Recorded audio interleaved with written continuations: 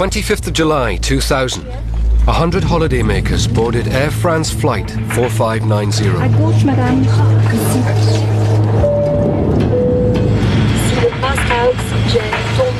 It was no ordinary trip. They were traveling the world's only supersonic airliner, Concorde.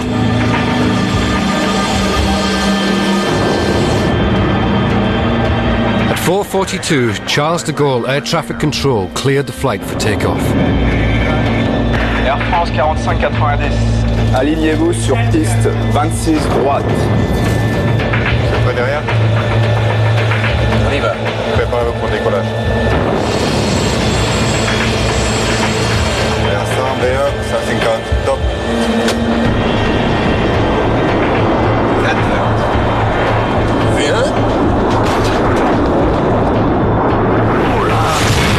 Encore 45-90, vous avez des flammes derrière vous.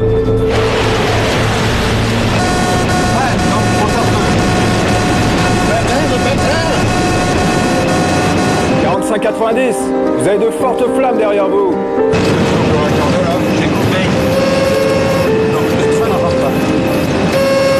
Pompier leader, le Concorde, je ne connais pas ses intentions.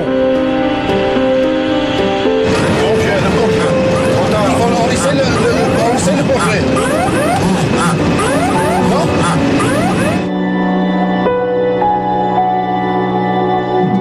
90 seconds after takeoff, Air France flight 4590 crashed. All 109 passengers and crew and 4 on the ground were killed.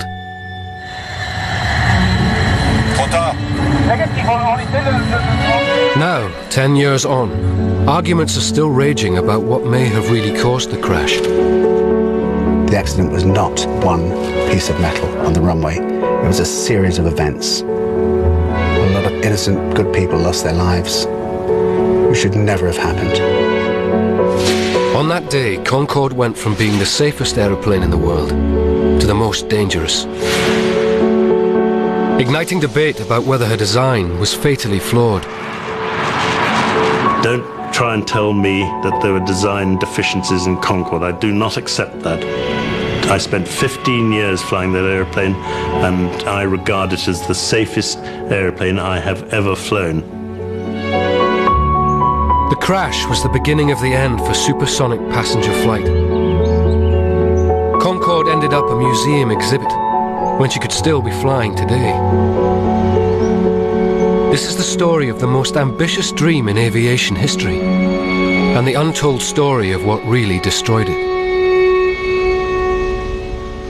Okay, chaps, all set? Yep. 3, 2, 1, now.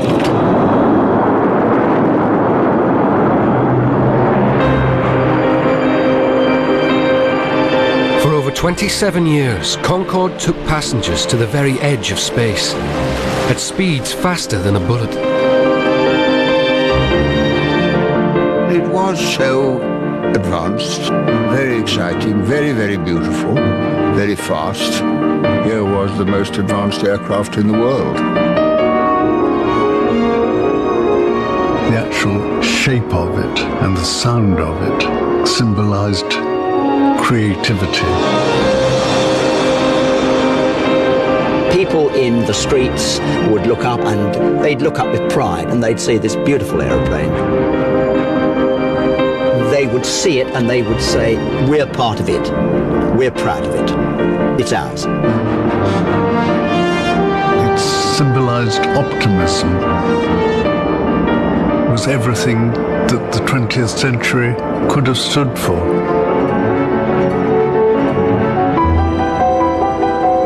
Concorde was a unique achievement in an age that believed in technology and speed.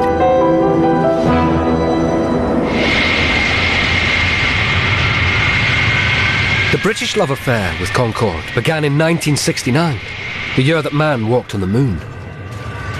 Well, I was there when it was rolled out. It was a bit like an English cricket match. We were all waiting. And then finally, Brian Trubshaw, the pilot, appeared. And people shouted, "Good old Trubby," as if he was going to bat. Concorde was a joint venture between France and Britain, And the French had successfully flown their prototype a month earlier. Now it was Britain's turn to prove itself to the world. Some instruments had been playing up, so Trubby initially went for just a crowd-pleasing taxi run. But when they suddenly began to work, he surprised everyone and took off. I mean, the noise was unbelievable. I began vibrating because of the pressure of the engine. It was an absolutely shattering experience.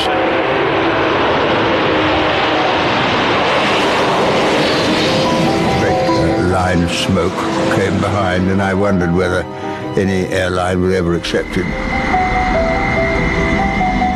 It was very typically English, I thought, on that occasion.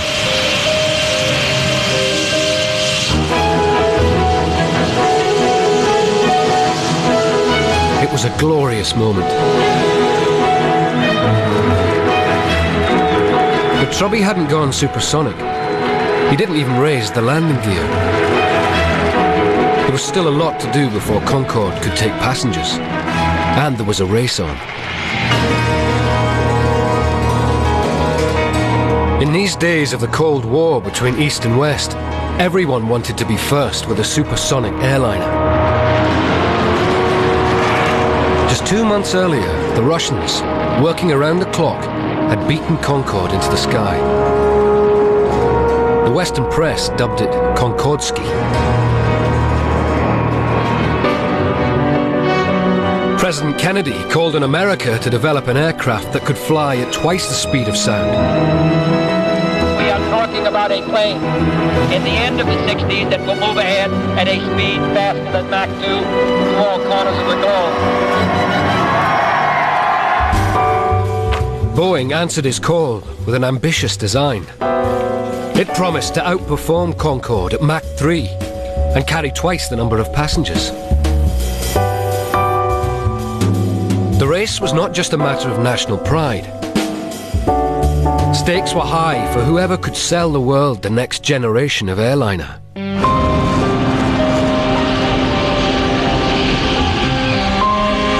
But the challenge was pure science fiction. At the time, only military jets went supersonic, and then for just a matter of minutes, not for a whole flight. And pilots had to wear oxygen masks and pressure suits and rely on ejector seats. The first question was what should be the shape of the wings. A normal wing ripped off in speeds approaching sound. In Britain, designers turned to a shape called the delta wing. But research in the United States had rejected the design as too unsteady. We'd heard about the Americans and their attitude towards these delta wings, that they thought they would be unstable. As you throw a paper dart, it tends to wallow occasionally, and it's not good to have an aircraft that wallows when the passengers are having their gin and tonic. Ted worked under the First World War pilot and eccentric W.E. Gray. They refined the delta design to control the air currents that made it unstable. He used a fishing rod and put the model on the end of it and blew the tunnel at a reasonable speed to show that it didn't even wobble in the tunnel. In the end, that delta was the obvious thing to go to. The French too had been working on similar ideas for a supersonic airliner. But the enormous challenge and cost meant that neither country could get beyond oversized models. So on the 29th of November 1962, the French and British joined forces and signed an agreement to build Concorde together. The joint venture began on a scale that would rival America's moon project, with a workforce of 200,000. But first, each side had to learn the other's language. Alors, où est-ce qu'il travaille en ce moment, Monsieur McDonald? Il travaille dans les ateliers. While the engineers grappled with pronunciation, the politicians fell out over how to spell Concorde. Should it be spelt the French way with an E on the end, or the English way without? British said, we're taking the E off. So I didn't consult anybody, but I simply said, we're going to put it back again. And it did actually hit the headlines that we were going to do that. And I said it stands for England, for the Entente Cordiale, for excellence. And some Treasury officials said, yes, and E for escalation of the extra cost. For the engineers, the bigger question was how to generate the enormous thrust it would take to push Concorde through the sound barrier. Olympus engines from Britain's nuclear Vulcan bombers were re-engineered. Concorde had 4, producing the equivalent thrust of 6,000 cars.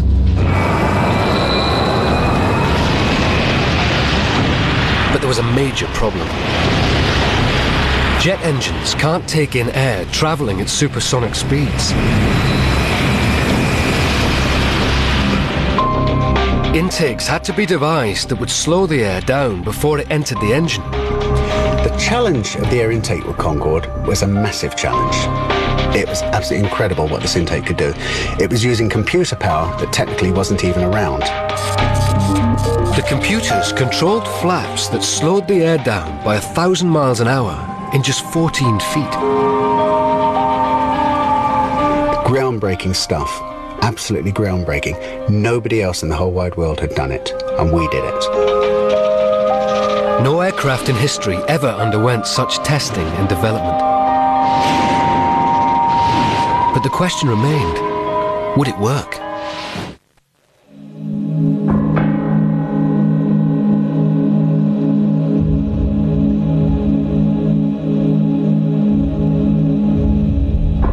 The race for supersonic flight was on. Now, test pilot André Turcat was ready to take the French Concorde past Mach 1, the speed of sound. This was the most dangerous part of the test program. It would push the aircraft to its limits. There was no nervousness. If you're nervous in a situation like this, you should change your job. You must never be nervous. Always calm. Inside, a flying laboratory was ready to record every jolt and twitch of Concorde's airframe.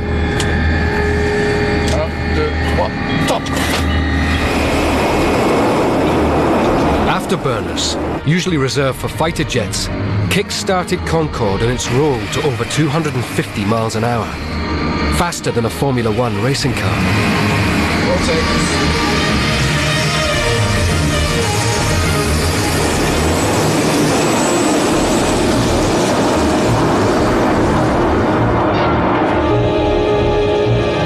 Concorde's distinctive visor was raised to shape the fuselage into a rocket. As the Concorde approached Mach 1, Turcat offered the glory of breaking the sound barrier to his co-pilot, Jean Pinet. I said to him, well, now you take it to Mach 1. He was really happy. And it was him who took the first flight to Mach 1.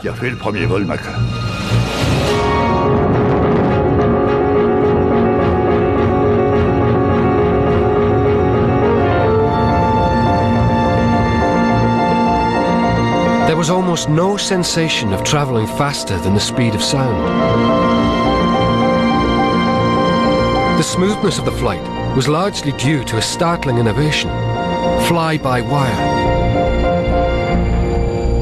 Pilots had relied on mechanical linkages to move the flaps and rudders. Now, computers analyzed and relayed Turcat's commands to the control surfaces. On following flights, Turcat pushed the aircraft on to its limit, over twice the speed of sound, and held it there in continuous supersonic flight. A feat no aircraft had ever achieved before.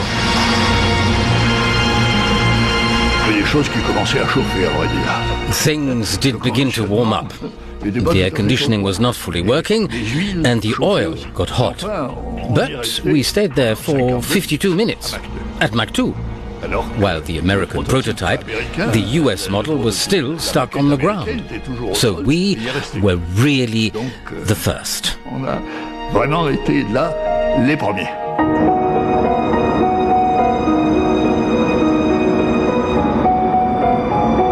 Technically, it was a massive leap. I mean, only now, 40 years after the first flight, are things that Concorde had really becoming the norm. The brakes, the fly-by-wire flying controls, some of the systems, the engine control systems. It really was a massive challenge. Mr. Wedgwood Ben, Minister of Technology, and Monsieur Jean Chamon, French Minister of Transport, were ready to cut the tapes and launch the greatest airliner ever built. Concorde looked ready to take the world by storm. 16 major airlines placed options for a staggering 74 aircraft. No one wanted to be seen without a Concorde. But the airliner of the future had come at an incredible cost to the French and British taxpayers. The escalation was on a massive scale. I mean, it cost far more than the company had anticipated. But once you start something like this, you can't pull out. The project, initially budgeted at £150 million, ended up costing £1.5 billion of taxpayers' money. It was a price the US was not prepared to pay. Boeing scrapped their supersonic rival. The ambitious swept-wing design got no further than an expensive wooden mock-up, costing almost as much as the finished Concorde.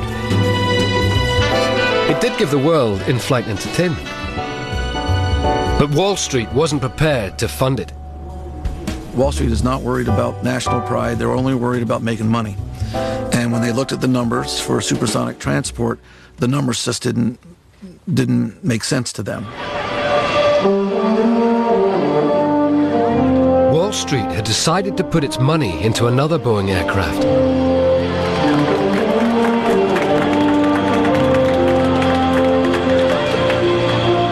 The Jumbo. This was aircraft manufacture on a shipbuilding scale.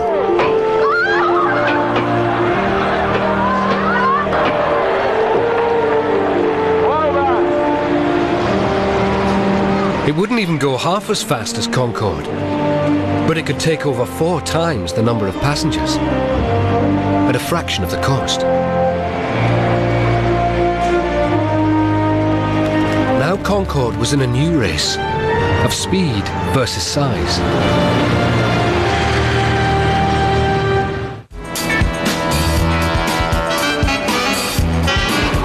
To drum up more sales, a Concorde prototype left England to go on a 46,000-mile world sales tour. Flying the flag for Britain was Conservative Aerospace Minister and nervous flyer, Michael Heseltine. I'd always been rather apprehensive of flying, and so being told that I was going in a prototype but hadn't got a certificate of airworthiness, something like that, was pretty appalling as a concept. And then we set off down this runway. And the only reassuring thing for me was that the British Aerospace employees who were there just went to sleep. So I thought, well, you know, they must know something I don't. Crowds flocked to see the new wonder of the age. But when Concorde arrived in Sydney, the reception wasn't so warm. Protesters had come to demonstrate about Concorde's noise and pollution. In real terms, the Concorde was a noisy aircraft. But it wasn't just noise.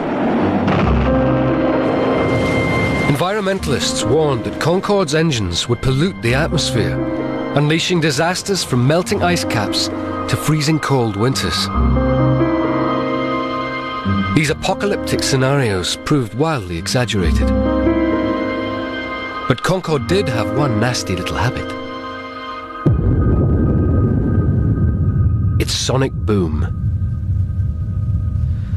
When an aircraft goes supersonically, there is a very large boom, and then it's heard on the ground, and it can literally break windows. The sonic boom is a continuously produced explosion of sound. the result of shock waves generated at the front and back of the plane. On the ground, it's heard as two bangs as the aircraft passes overhead. There was anxiety in the cabinet about the bang, and so on one cabinet occasion I told the Prime Minister I was going to bring Concorde over at midday. So as we got to 12, I was getting a little bit nervous, and then I heard a bit of a bang, and people were sort of slightly shaken by it, but it wasn't as big a problem as anyone had thought. Concorde's designers also thought her booms wouldn't be too much of a nuisance. I believe the element of alarm will be absent. It's a very characteristic noise, the double bang. There's no danger of people mistaking it for their mother-in-law shooting themselves. But tests on the public were not encouraging.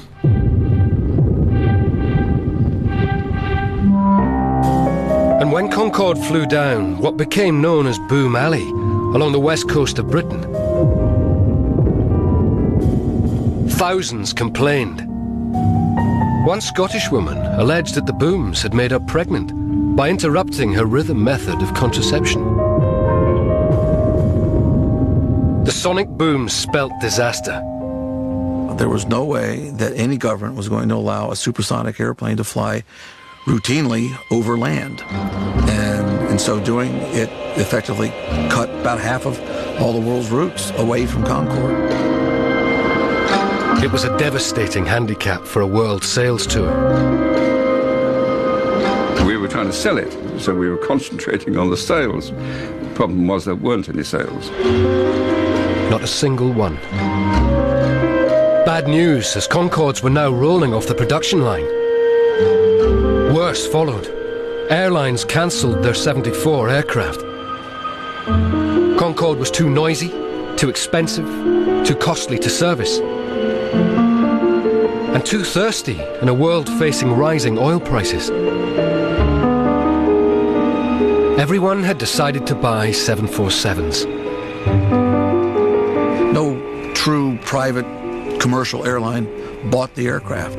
They saw the business model and they realized they weren't going to make money on it, so they didn't buy it. Plain and simple. The French and British governments had one last option: to sell Concorde to their own national airlines. But with empty sales books, they smelt a bargain. I had to deal with British Airways, and there is not the slightest doubt they screwed me to the floorboards.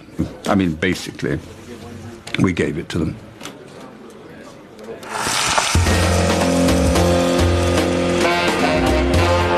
British Airways took delivery of 7 shiny new Concordes, and on the 21st of January 1976, prepared to take their first passengers supersonic. But there was turbulence ahead.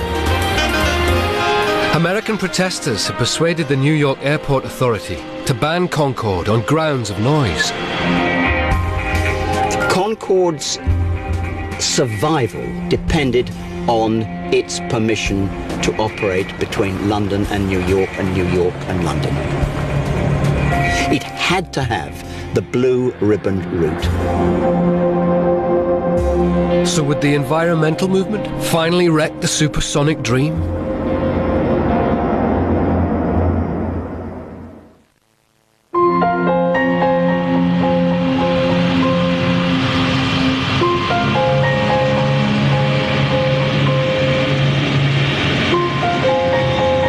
The age of supersonic travel had arrived.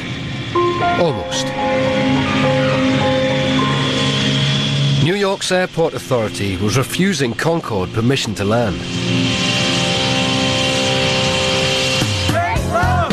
Local residents were up in arms about noise from her engines. The Emergency Coalition to Stop the SST led protests and drive-slows at JFK.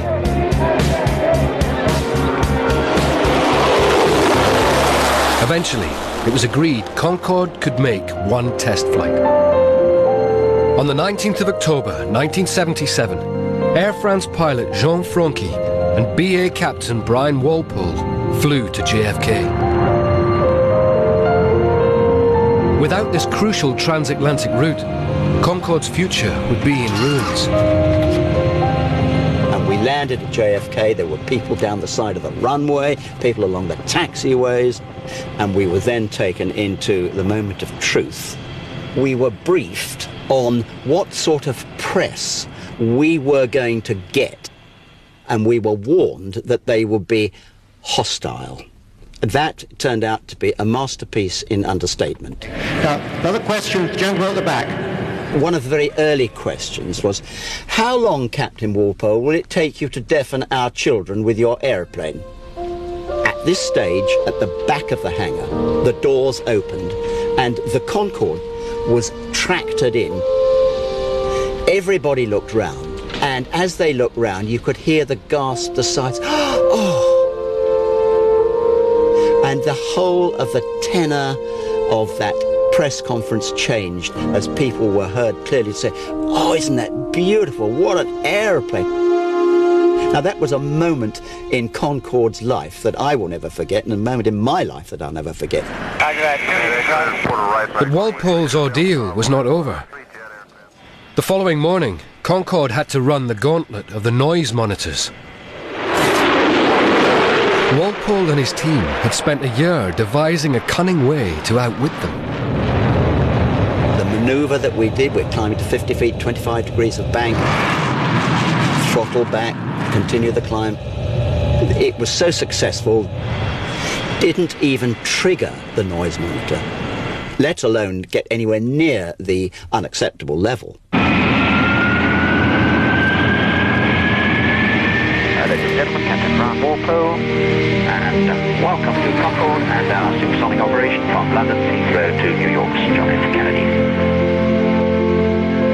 Now, at last, Concorde could fly the premium route it so badly needed, taking passengers from London to New York in just 3.5 hours, less than half the time of a conventional jet. 13, 15 miles an hour, 23 miles a minute, a mile in every 2 3/4 seconds, 10% faster than a rifle bullet, lands into John O'Groats, 24 minutes, Concorde.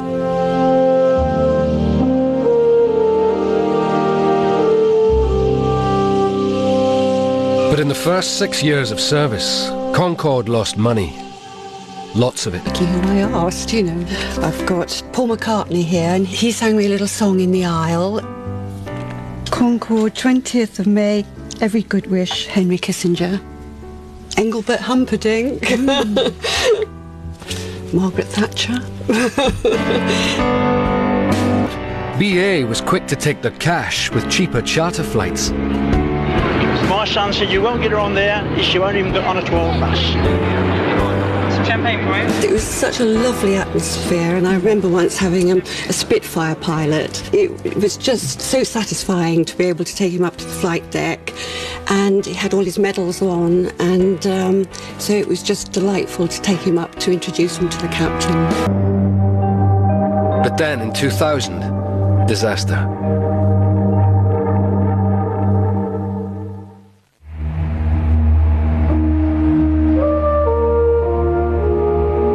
Concorde had an enviable safety record, especially for an aircraft working at such extremes. There had never been a fatality, but that was to change on the 25th of July, 2000. That afternoon, 100 passengers eagerly awaited Air France Flight 4590 to John F. Kennedy Airport. A German company had specially chartered the Concorde as a spectacular start to a 16-day cruise leaving New York. But there was a delay. The Concorde Air France planned to fly was out of service, and they were using a standby, Sierra Charlie, the oldest Concorde in the fleet.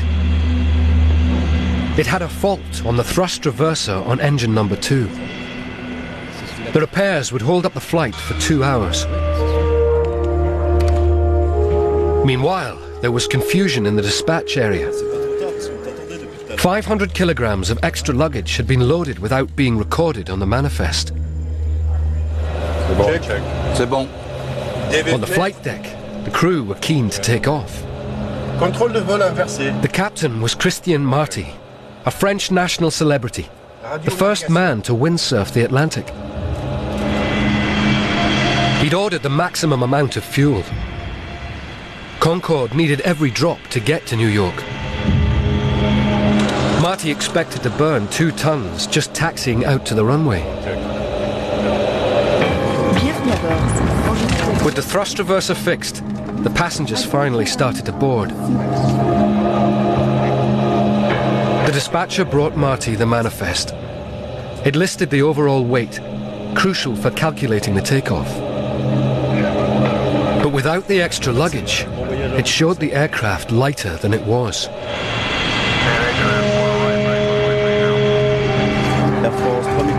In the South Air Traffic Control Tower, Concorde's flight controller was Gilles Logelin. Air France 4590, bonjour. 4590, bonsoir.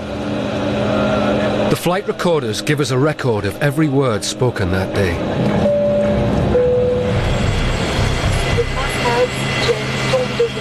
Approchez-le de vous et mettez-le devant votre bouche comme nous vous le montrons. The airport was busy. At the far end of runway 26 right, an Air France 747 was waiting to cross on its way to the terminal.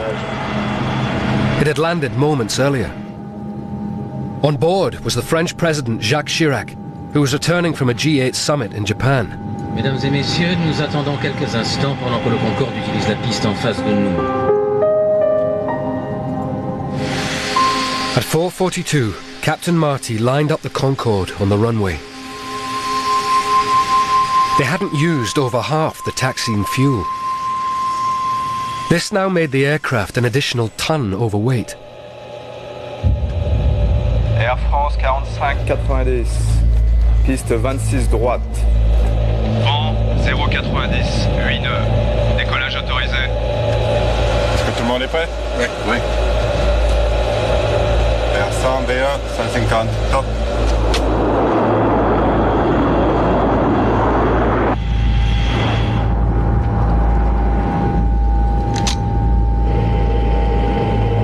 Marty accelerated to V1, the speed at which he was committed to take off.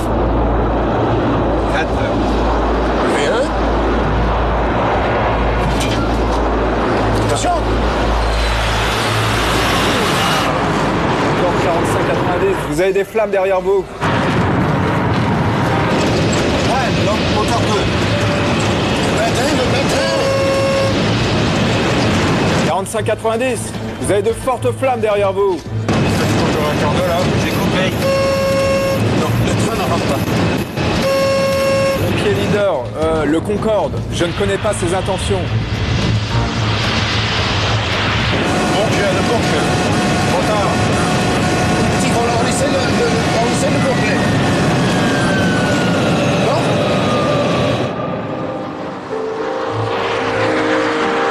The terrifying last moments were videoed from inside the cab of a passing truck.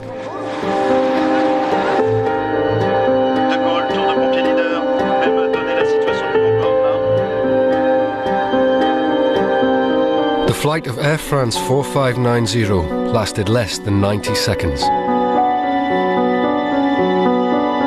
The Concorde had crashed 3 miles from the airport into a small hotel close to the town of Gonesse.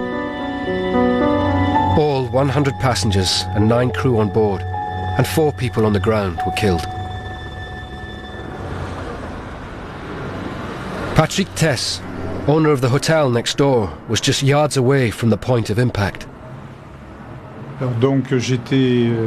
So I was in my office on the telephone with my back to the window.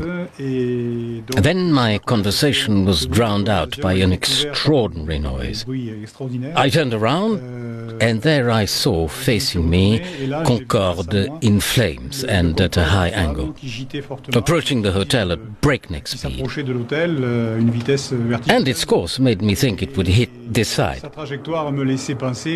And then I thought I had just a few seconds to live.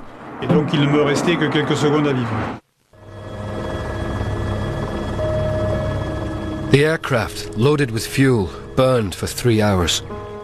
The emergency services placed road cones to mark the human remains. News flashed around the world.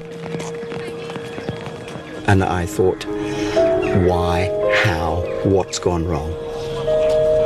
My heart dropped, because in all the years that I'd been perhaps responsible for British Airways Concorde, as many others were as well, I dreaded a major accident. I, like most people involved with the aircraft closely, was in a state of shock for several days. And as the facts slowly began to emerge, it just made me feel sick.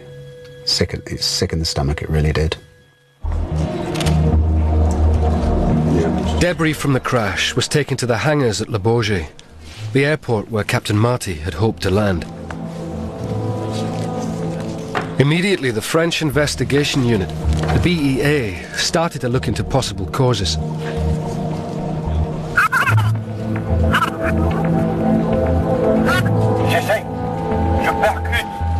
Work colleagues of the dead crew, who knew their voices, came in to help decipher the recordings.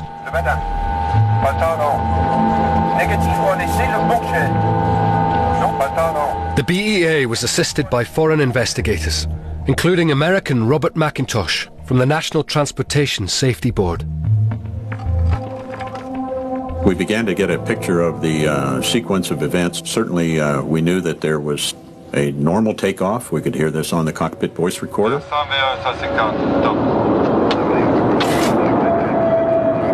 The aircraft accelerated up through 100 knots. It accelerated up through 150 knots. At a point of about 175 knots, there were things that were detected by the crew. There were noises. Something was going wrong. And then the heading of the aircraft, which would normally be straight down the runway, began to deviate off to the left. The investigation switched to the runway. Tyre marks clearly showed the path the aircraft had taken, veering left to miss Chirac's 747 by just 30 feet. Chunks of rubber were evidence that one of the Concorde's tyres had burst. This would be like something you might see on a highway that had come from a large truck. And close by, the possible cause, a 43-centimeter strip of bent metal. There was a piece of evidence, a metal strip that appeared to be of the same form as the cut on the tire. Investigators believed the Concorde had gone over the metal strip, which cut and burst the tire, sending a large chunk of rubber into the wing above.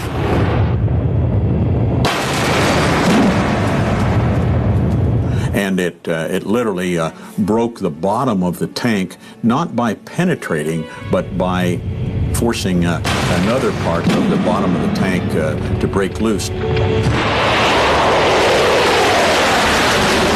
What caused the fuel to ignite is still not clear. Possibly a spark from a broken electrical cable. We noticed the aircraft took off early. At that time, there was this huge flame that had developed on the left side, and that's the famous picture that everybody saw.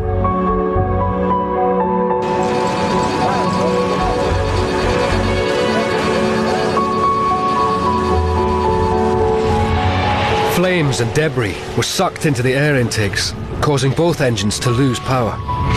On this particular takeoff, it never remotely got near its safety speed, and it never got above about 200 feet.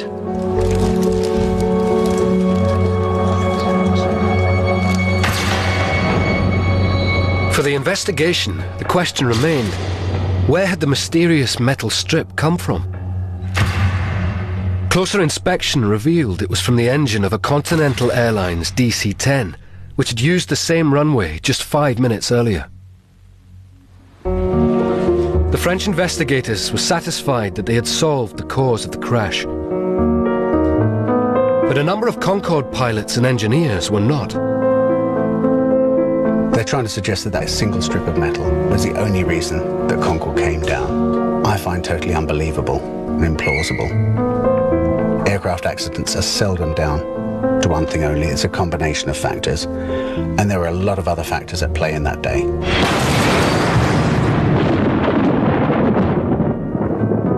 One of the central allegations involves a unique feature of Concorde. Fuel can be pumped from a rear tank forward to balance the aircraft for flight. As the Concorde was overweight, the flight engineer would have moved fuel forwards to compensate.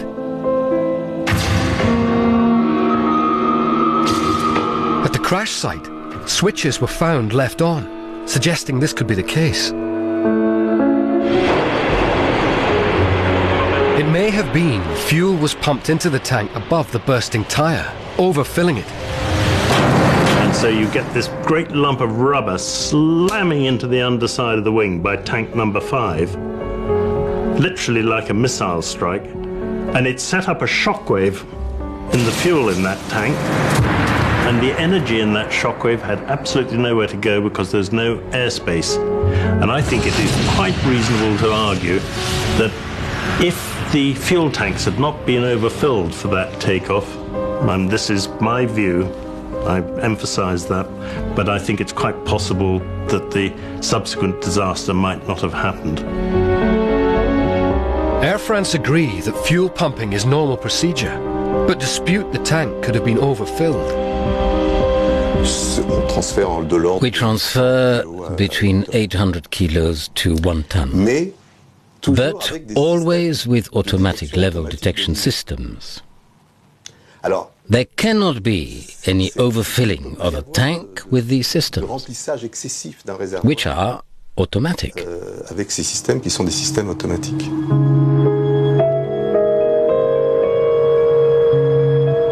But it's not only operating procedures that have come under scrutiny.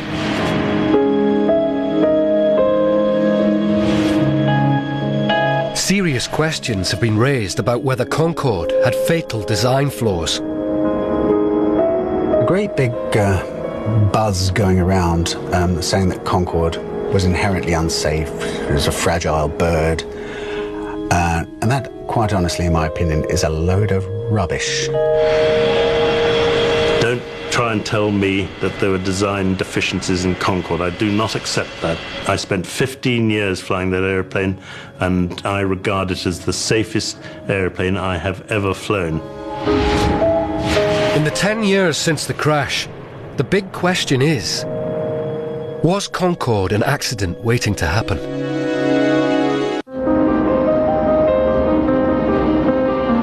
What exactly caused the Air France Concorde crash, and who was to blame, has become the subject of a long and bitter court battle. Continental Airlines and 5 individuals from America and France are charged with involuntary manslaughter. All deny the charges. In a glass case lie key exhibits, including the metal strip from the Continental Airlines DC-10 that is alleged to have burst the Concorde's tyre. Continental has hired one of France's leading lawyers, who argues that the airline is not to blame.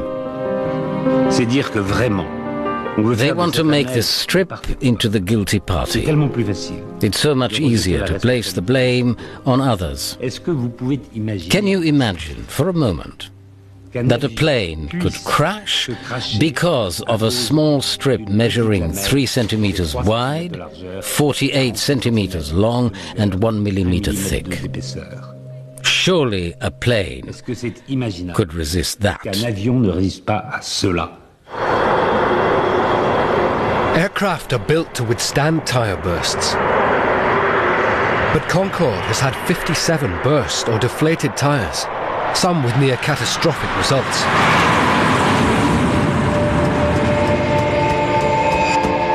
The most dangerous and dramatic has striking parallels with the 2000 crash. On the 14th of June 1979, a Concorde flight was leaving Washington for Paris. Among the passengers was an aviation consultant, Bill Lightfoot. His seat window had a view of the wing. I boarded Concorde, sat down.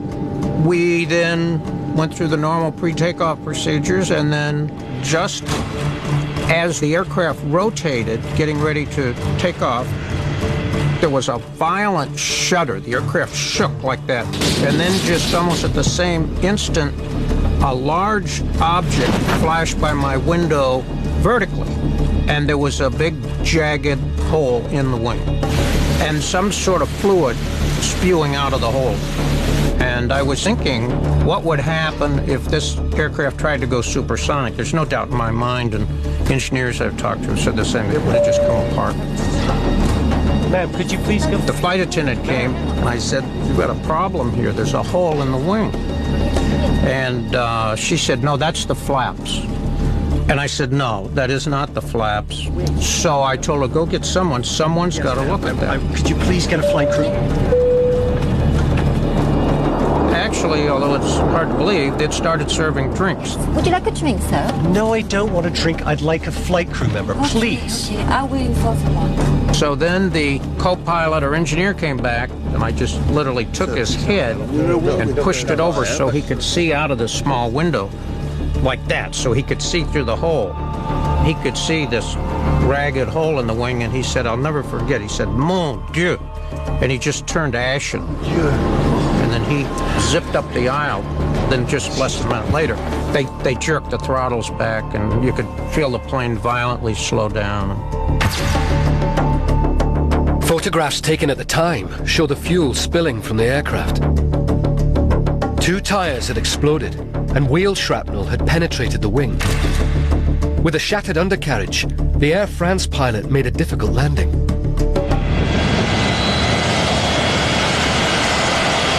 Shortly after the incident, France's aviation watchdogs advised further investigation of the wings and possible modifications. These modifications did not take place. Its recommendations were not implemented. What did the recommendations consist of?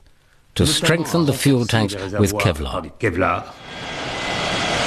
In fact, the exact same modifications that would be made to Concorde after the 2000 crash. In other words, if they had followed these recommendations, there would not have been all those deaths.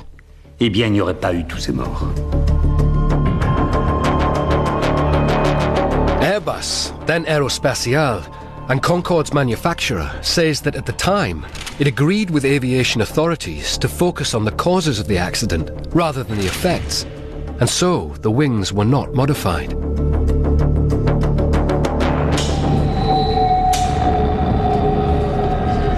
But possible causes of the crash have also focused on Air France's maintenance, and in particular, a large tubular spacer.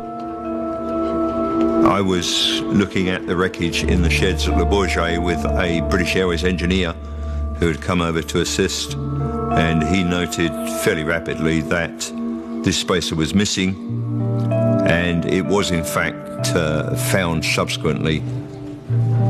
Investigators later found the missing spacer in Air France's workshops. It had been left off Concorde's undercarriage 7 days earlier during routine maintenance. Clearly, and Air France has always said it, it was a maintenance error. One of the functions of the spacer was to keep the wheels, the 4 wheels in that undercarriage truck, locked in proper alignment. With the spacer missing, those wheels could wobble around a bit like wheels on a supermarket trolley. Those wheels skewed around and effectively steered the airplane off the left-hand side of the runway. Missing Chirac's 747 by just 30 feet. But the French BEA investigation concluded that the missing spacer had not contributed to the crash. It's an important question to know whether a missing spacer might be linked in any way with the accident. Clearly, whether it was the BEA or the legal experts, or all the specialists we heard during the trial, they all said no. It had no effect.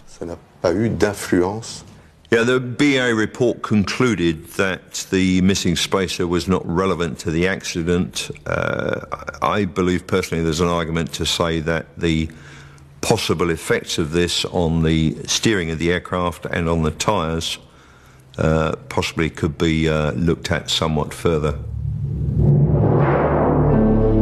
But the most startling claim by Continental is that 18 eyewitnesses, including firemen and other airline pilots, saw Concorde on fire 700 meters before it hit the metal strip.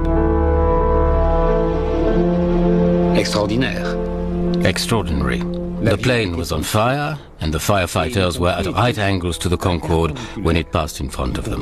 And firefighters, I think, know what a fire is. One of those to claim he saw Concorde on fire before it hit the metal strip was a contractor working at the airport. Around 4 o'clock, I heard the sound of Concorde starting to go, so I turned to look at the aircraft, and then I saw it begin to gain speed, with a small flame under the left side. I said to myself, it won't take off like that. So compared to those who show you where the strip was, the plane was already on fire before that.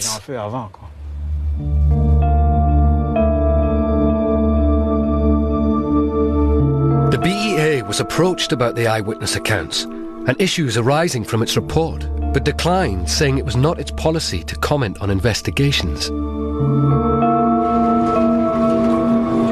The trial judges will deliver their verdict in the autumn. I have the feeling in this case that everything is being done to protect the image of France, the image of Concorde.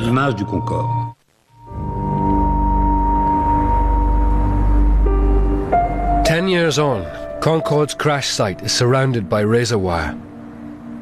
Close by, a memorial stands to the memory of the 113 who died.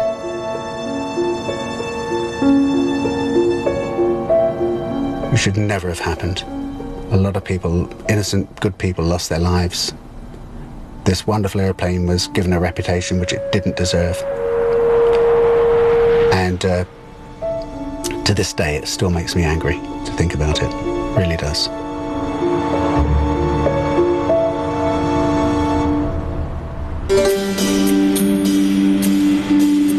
Back in 2000, to ensure the accident would never be repeated, bulletproof Kevlar was finally fitted in the vulnerable fuel tanks.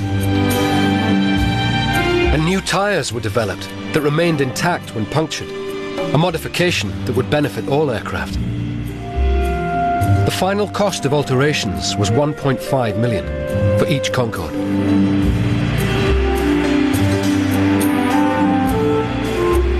The relaunch approached in 2001. And to signal to the world their continuing faith in Concorde, British Airways splashed out a further $14 million on a new interior for the fleet by king of modern design, Sir Terence Conran. Nice calm colour scheme, nothing too jazzy. It was very sophisticated interior, just like a beautiful bit of French fashion. Everything we thought about, everything was meant to symbolise the best British quality. 13 months after the crash, Concorde was ready to take its first passengers. But first, Captain Mike Bannister had to do a complete mock-up flight. So we planned to have a flight that would go halfway to New York and come back. The pilots will have flown the airplane for the first time with passengers on board for some time, baggage loading, the whole thing. And the flight went wonderfully. The feel of elation of absolutely everybody on board was fantastic. We were really all up there. And we got off the airplane and my mobile phone rang.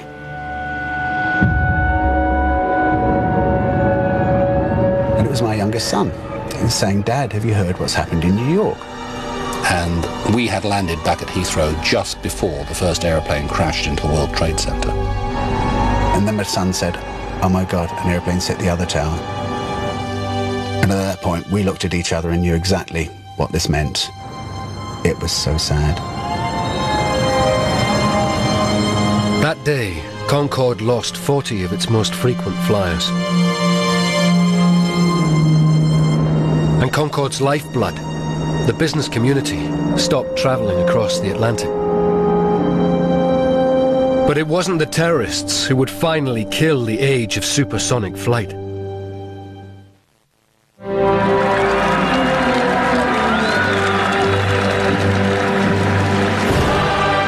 During the Queen's Golden Jubilee, the nation's pride soared as a British Concorde reappeared in public after the Air France crash.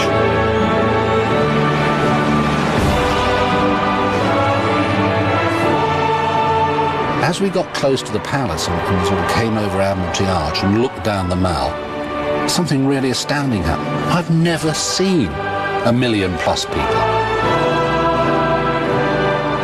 1 million people not very far away, because we were flying at just over 300 meters above the ground. And you could see them waving and cheering, waving flags and hats and throwing things in the air. It was astoundingly emotional.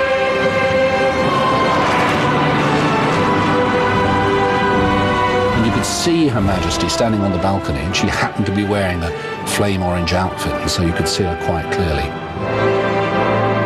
And that really was fantastic, and to be part of something like that was brilliant. Concorde was back, but in the post-9/11 world, revenues were down. And for Air France, matters were even worse. On some flights, the airline flew with only 6 paying passengers in its 100 seats. Then, Air France had a scare with another Concorde. On a scheduled flight to the US, an engine failed. The failure wasn't itself a crisis, but it caused a massive fuel leak. With tanks almost empty, the Air France Concorde only just made it to Halifax International in Nova Scotia. Now, that of itself was quite a serious incident, and so perhaps it didn't come as a huge surprise when we were starting to get a feeling that they were seriously thinking about stopping operating. Faced with escalating costs, Air France debated whether Concorde had had its day. At the same time, Airbus, who kept the Concorde fleet airworthy, announced that the maintenance charges would have to go up by £40 million. BA had already spent millions of pounds refitting Concorde. Now it was confronted with the news of more costs, and without Air France, it decided it couldn't go it alone. And I'm sorry to say, British Airways, rather weakly in my opinion, rolled over and capitulated to this French ultimatum. And so I get very upset about the way in which Concorde ended its life. Just 17 months after the relaunch, BA and Air France announced that they were retiring their Concorde fleets. It was the end of over 27 years of supersonic travel. Could have carried on technically, of course. It could carry on now. It could carry on for another 20 years. But it would cost more, and there simply wasn't the demand or the commercial drive to do it. In aviation terms, the Concordes were mere spring chickens, with only a quarter of the wear of an average 747.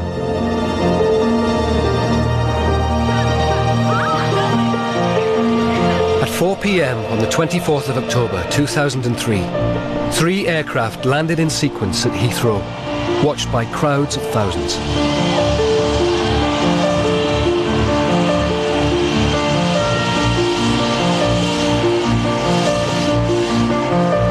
I came back from New York sitting next to David Frost, who was, of course, an enormously regular customer. And when we arrived at Heathrow, there were tears in our eyes. It was very emotional. It felt a bit like if one of your family had died. Very sad.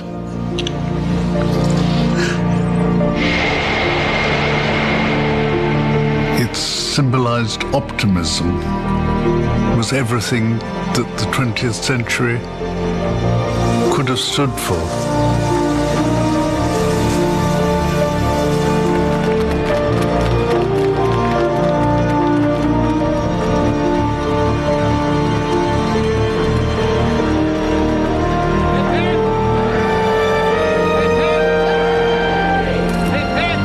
Out of the hangar, the last person to leave, and it was misty and there were neon lights. And as I crossed the tarmac, there were 5 perfectly serviceable Concords sitting there that I knew would never ever carry a fare-paying passenger again. And I think that's the first time that the emotional side of what had happened really hit me.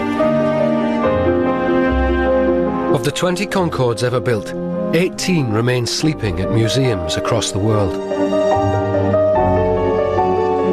Her elite class of pilots either retired or relegated to flying lesser aircraft. During the final flights, flight engineers stuck their caps in a gap that opened up as the aircraft expanded with the heat of supersonic speed. Now they remain wedged forever in the cold fuselages. With little chance of renewing her certificate of airworthiness, it is unlikely that Concorde will ever fly again.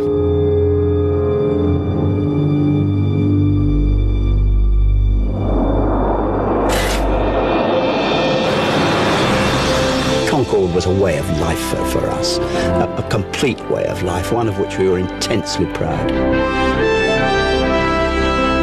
Concorde gave us that aspiration, that dream, that focus, that pride, and just that lovely picture of it flying overhead.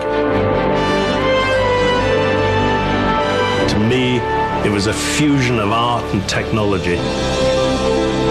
Oh, I sort of live it. It's sort of inside me, Concorde. In my opinion, there's no argument it was the greatest engineering achievement of the 20th century, bar none. She was and is amazing.